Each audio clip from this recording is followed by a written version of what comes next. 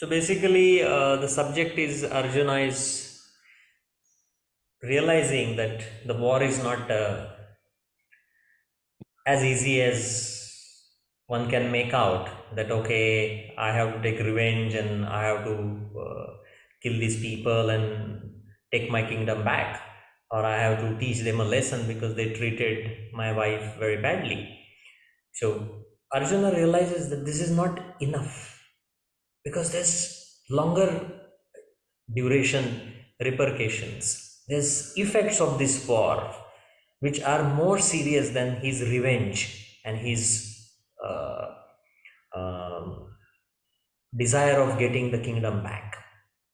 And that realization is leading him to even more serious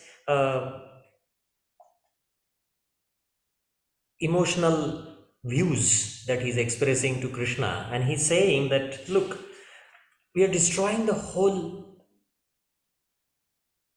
family. Kula is using the word kula.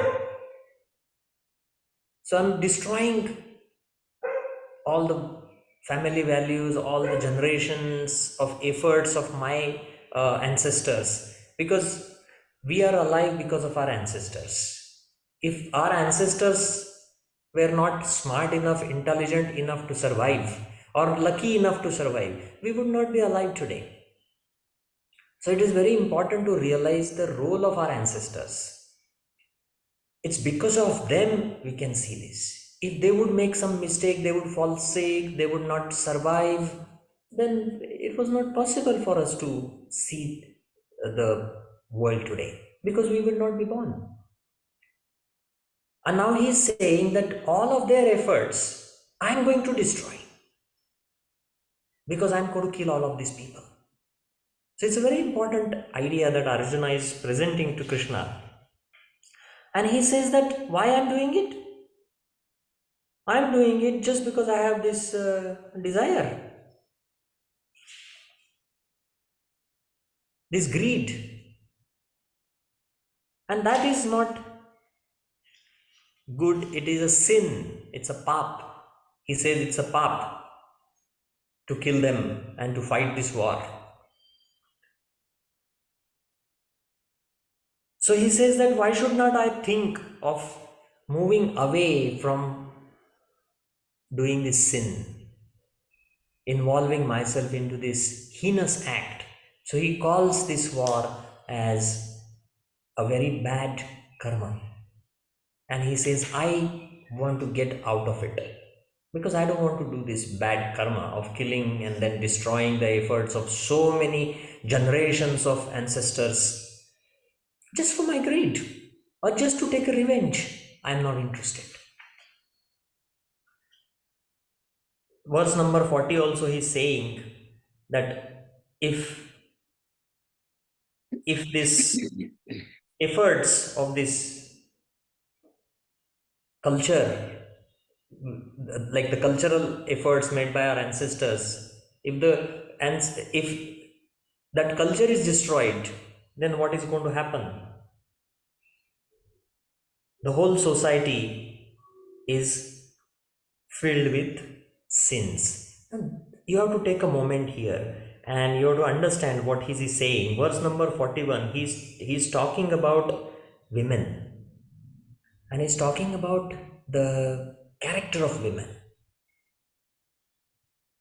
Now here you have to actually go back to 1945 and you to see what happened in 1945, 46, 47, 48, 49, 50 in Europe.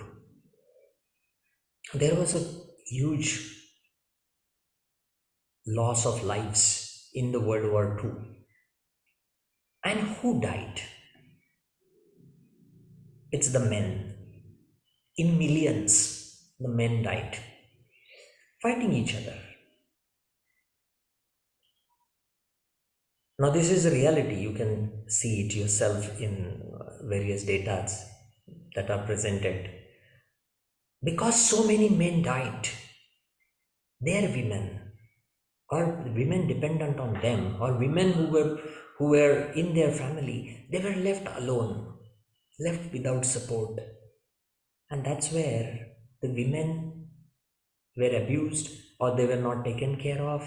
So naturally, the family systems broke down, and there was a lot of uh, you see this relationship culture that has started since then. The family structures have been destroyed in Western world, in Europe especially, and the effect of that is still felt today. The family culture is not existent there. And look at this state of society. Everyone just wants to live independently. They are not interested. The culture is not passed on. Whatever the cultures they had, whatever the traditions they had, whatever the religious ideas they had, it's not passed on. Of course, in a way, that's why these people are coming to yoga and they're learning yoga, but that's a different thing. But their cultural values did not exist because women were left unprotected. And the character of women was in doubt because of the whatever the men were remaining and what they did to the society, or whatever the social structures were broken down because of this huge loss of life. Now it happened in 1945, which we can see. Arjuna is saying the same thing. Now he's not only a warrior, he's a visionary, he's a philosopher, you can call him, or you can say he can easily predict what is happening in future as a result of this war. So he's just not blinded by the rage. He's not just blinded by taking the idea of taking revenge, but he has this vision. So he's very intelligent. He can see what will be the effect of his own action. So he says, Kulakshaye pranashyanti kuladharma sanatanaha. All the cultures, all the values will be easily destroyed, and women will be also left unprotected, and their character will also be impacted. And he says that this is what is going to lead me to the hell because I will be responsible for this. So he's taking all of that responsibility, and he says that all of these values protected and passed on by my ancestors, I will be the one who will destroy it. And this is very important idea. And he says that if I do that, I'll be in hell for indefinite period. So he calls it like the worst thing to do in life. And this is where he is feeling more and more guilty that just for our kingdom and our pleasures and our own sensory happiness, our desires and our ego, we have waged this war. And that's when he feels very, very guilty. So it's just not about fear. Many of the past great yoga masters have said that, oh, Arjuna was scared. It is very important for all of us to see that he was not scared. Instead, if you see these ideas that is presented in verse number 39 to verse number 44, verse number 45, it is all about this society. It is all about the human race. It is all about the human culture. And understand, please, that this culture does not come in one day, or it just doesn't come with one person telling you what to do. It comes with experience of thousands of years of our ancestors. Every generation, there's little changes that we make, and we make our lives better. And that's why we are alive. And he has understanding of all of that. Verse number 46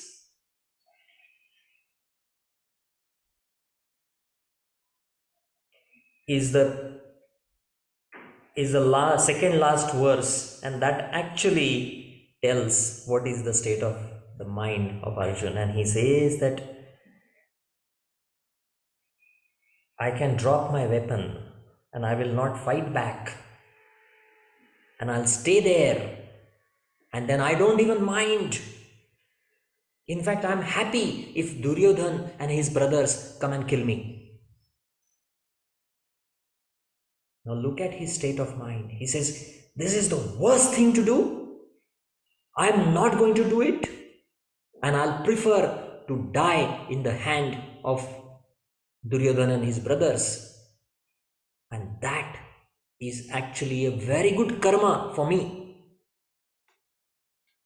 So he's justifying this to Shri Krishna, that dying in the hands of Duryodhan and his brothers is the best karma in the interest of the society. Understand that he is not selfish. Understand that he is not dying to kill people, as is made by many commentators before, including Gandhi and Vinoba Bhave also. With all due respect to their ideas, I think they have forgotten these last 39 to 46 verses. And that is where 47th verse is the last verse of the first chapter, and Arjuna is very sad and depressed, and he drops the bow and arrow and he sits in his chariot, waiting for Sri Krishna to tell him things.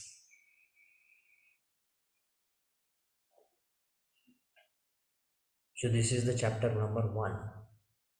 We finish Shri Bhagvadgeeta's Upanishadsu Brahma Vidyayam Yoga Shastre Shri Krishna Arjuna Samvade Arjuna Vishada Yogo Nama. That is, it's the from the Bhagavad Gita, which is inspired by Upanishads. This is Brahma Vidya, and in Brahma Vidya you're talking about Yoga Shastra, the discussion between Sri Krishna and Arjun, and the first chapter's name is Arjuna Vishada Yoga. Vishada is suffering, pain. So Arjuna is suffering. That is the name of the first chapter of Yoga. Now why is this important? You will say, what is the relevance? I am not going to fight the war. I don't have bow and arrow, and I don't have to fight for the kingdom. But see your life with the life of Arjuna. He is full of stress, anxiety, depression. At the same time, there was anger in him that led him to fight this war. So he was angry with Kauravas because they insulted him, his wife, they cheated him, they tried to kill him. So he wanted to take revenge. So there was anger, there was hatred, there was jealousy. Then when it came to war, he has anxiety because he knows that these people will not be alive. It's not that he's scared of his death. If someone says that he's scared of death, the verse number 46 says that he is actually happy to die in this situation. But anxiety was there because he knew that these people will be killed. From his side and from the other side, because he knew that Bhishma Pitama is very powerful, he knew Dronacharya is powerful, he knew he is powerful. So fear is there, but not for his death. Fear is there for the death of others. And what is making him suffer is he's feeling guilty that just because he has this desire for the kingdom and he has this anger to take revenge of the insult of his wife, he is even ready to kill these innocent people and destroy the culture and destroy the society and destroy the values of his ancestors, destroy the thousands of years of efforts of his ancestors to bring this beautiful culture down to that time. So he's feeling bad that he will be responsible for doing all of these things. So he's ready to die. He says, my life is not as valuable as protecting these values. So he's selfless, he's very kind, he's very compassionate. He has compassion for everyone. He is even having compassion for Duryodhana and his family. And this is the reason you will find that Sri Krishna in chapter 11 says to Arjuna that you are the only one who is able to see this divine form of me, Vishwarupa Darshan. No one else is being able to see it. All those people who claim that Arjuna is a lower grade man, or he just not a nice person, but he had friendship with Krishna, that's why Krishna told him Gita. This argument does not stand valid. Just look at chapter 1 properly and then compare. Do all these emotions I have in my day-to-day life, it may be because of job stress, it may be because of my health, it may be because of my relationships, it may be because of my husband, my wife, my kids, or I'm worrying for them. All of these things create the same stress reaction or the same anxiety, the same depression, the same guilt, the same state of mind for us. But it is our state of mind is not as bad as Arjuna, because Arjuna has to actually kill or get killed. He has only two choices. Do you have that choice in your life? Kill your loved one, kill your grandfather and kill your guru, or get killed. And you have no escape from that. Are you in that situation? So we are very happy and lucky that we are not in that situation. Does anyone want to be in the situation of Arjuna? Many men are very happy that, oh, Arjuna had so many, wives and so many kingdom, like so much money and all of that. They even love Krishna for that. But look, we don't realize what is their state of mind. We don't know what they're going through. You just read this first chapter and you realize that how painfully difficult position it is for Arjuna. And this is where the first chapter ends. Now, if you notice one more interesting thing, there is no discussion, no words by Sri Krishna in the first chapter. So the whole first chapter, Sri Krishna hasn't spoken a word.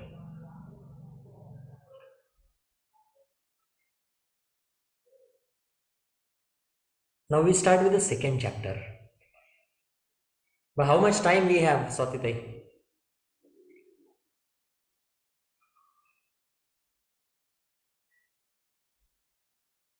Time. We have time. Huh?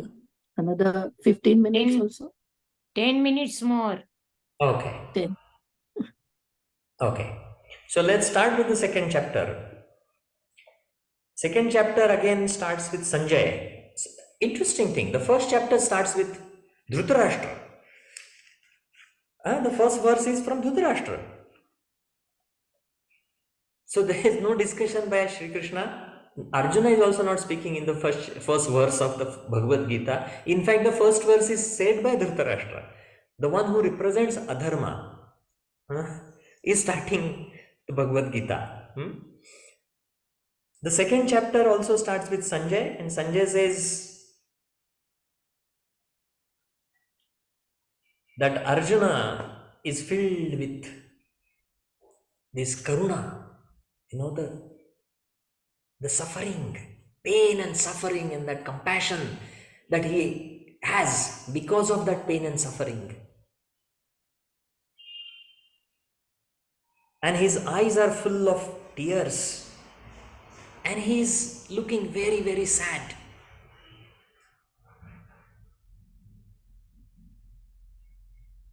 And Sri Krishna says to Arjuna, and this is where Sri Krishna starts.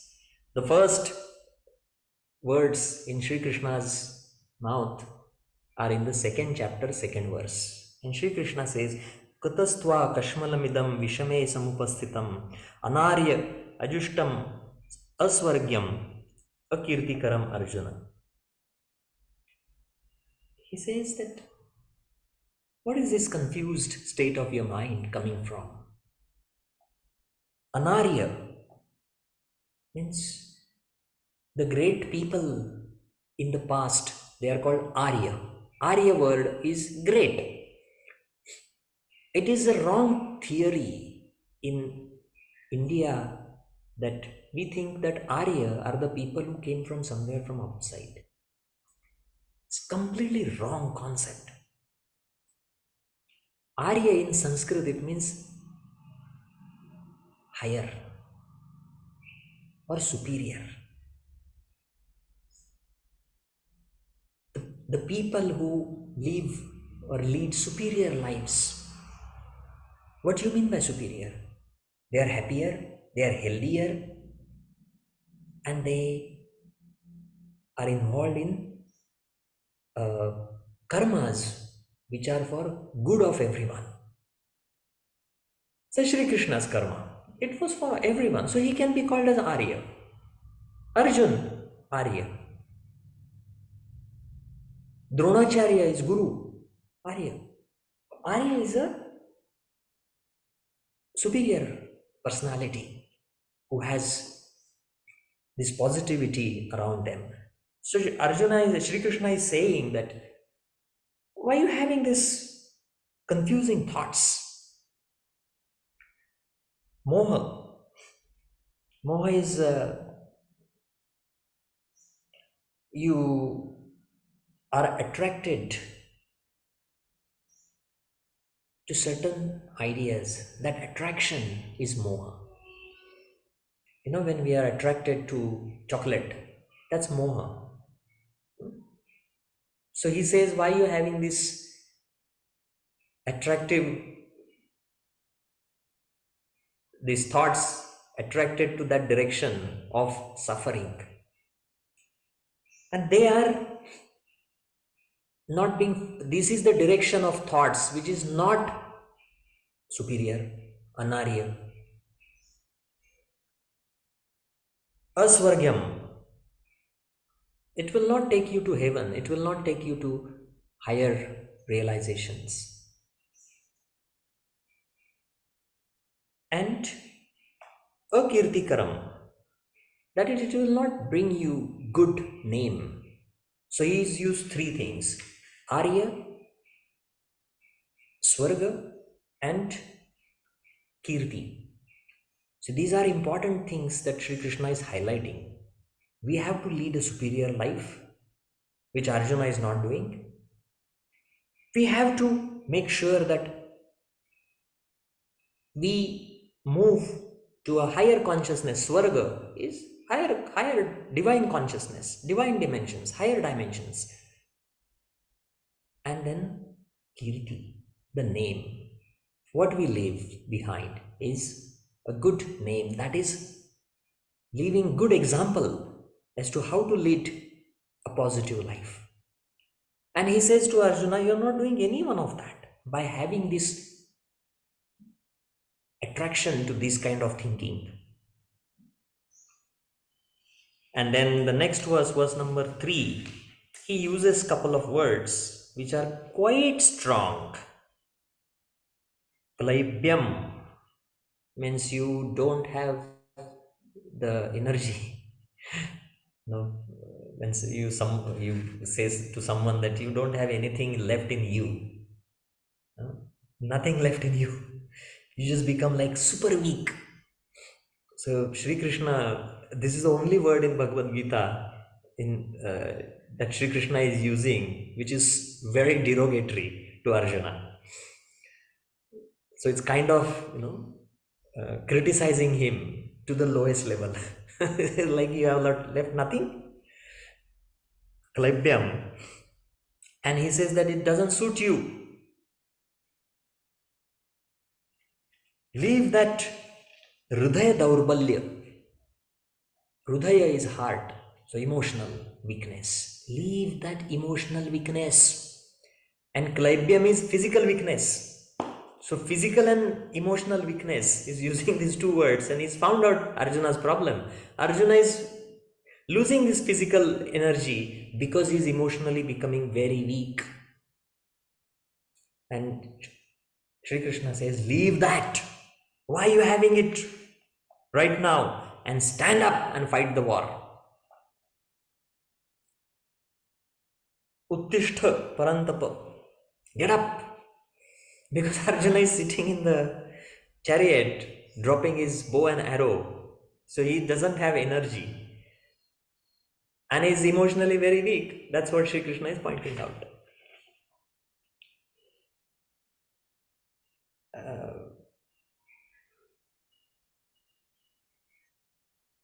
Then Arjuna is again arguing to Sri Krishna. Of course, Arjuna doesn't want to get up. So now he's putting an argument. Look, in the first chapter, he put all these big arguments of society and ancestors and culture and protection of women and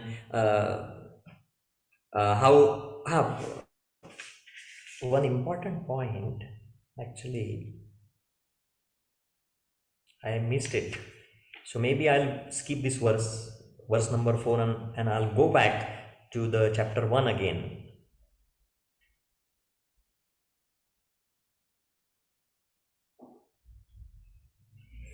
This is actually the most important one. I somehow missed it. It's verse number 41, 42, and 43. 41, 42, 43 from chapter 1. I did not really explain the important one. So I will stop the chapter 2 at verse number 3, and I'll go back to chapter number 1, 41, 42, 43. And what he says is very, very critical here. In verse number 41, 42, 43, he's basically saying that look at the men who are going to die in this war. Now pay attention, when a soldier goes to fight the war, that soldier is ready to sacrifice his life. The soldier does not care for his life. And why is doing it? Just for his beliefs and commitment and his loyalty to that idea, that ideology, that kingdom, that king. So that soldier has committed to that king and he's given his life for that commitment. Now this shows that the people who fight in the armies, they are good men who can sacrifice their life. Can we do that sacrifice? No. Very few people have that courage to sacrifice their life for their country, for their king, for their beliefs. Most of us, we say, I am just going to live my life. I'm not interested in sacrifice of my life. So Sri Krishna is being told by Arjun. Arjun says, these are the men who are very good with their character. So they represent good, strong character. Now if these people are going to die, just a moment, there's some sound outside.